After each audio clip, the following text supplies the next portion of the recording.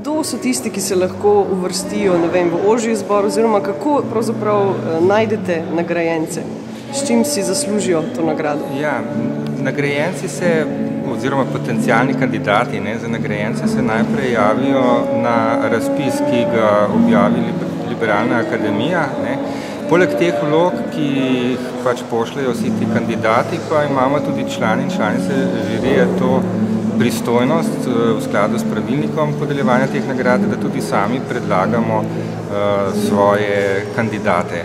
In potem pravzaprav poteka to delo v komisiji tako, da se sestanemo nekajkrat, vsak mora svoje sočlane in sočlanice prepričati o utemeljenosti svojega predloga.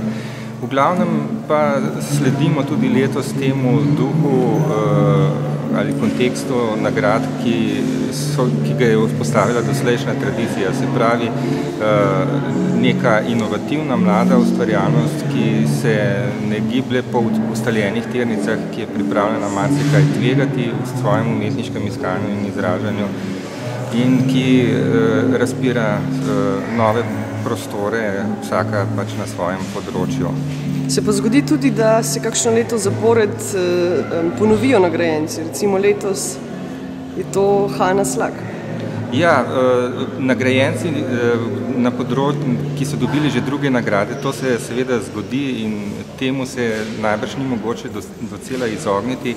Včasih pa tudi niti nima smisla, da bi pač nekdo, ki je že dobil neko nagrado, bil potem izločen iz te konkurence, Zlate ptice.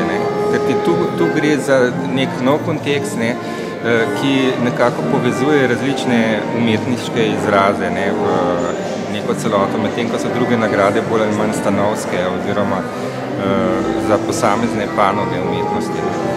Lahko naštejemo oziroma razglasimo letošnje zmagovalce? Ja, letošnjih nagrajencev, dobitnikov Zlate ptice je 5. Za področje literature je to Urška Strle, potem za arhitekturo Miha Kajzel, za scenske umetnosti Matija Solce, potem za vizualne umetnosti Bomo pogledali? Hanna Slak, ja? Ne, to je za film in Matej Košir, Matej Košir za vizualne umetnosti.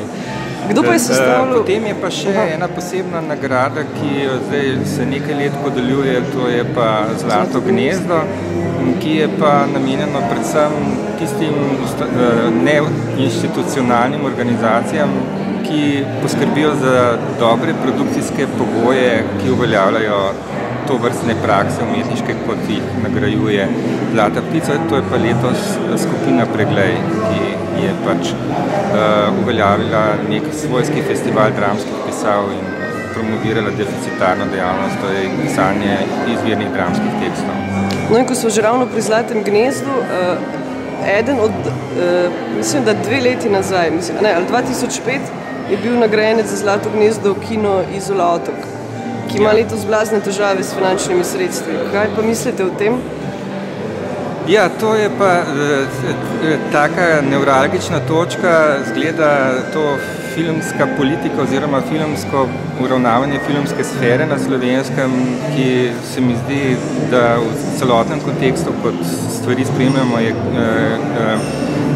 usoda kina Otoka samo en črn kamenček v vedno bolj temnem mozaiku tega prizorišča v zadnjem času.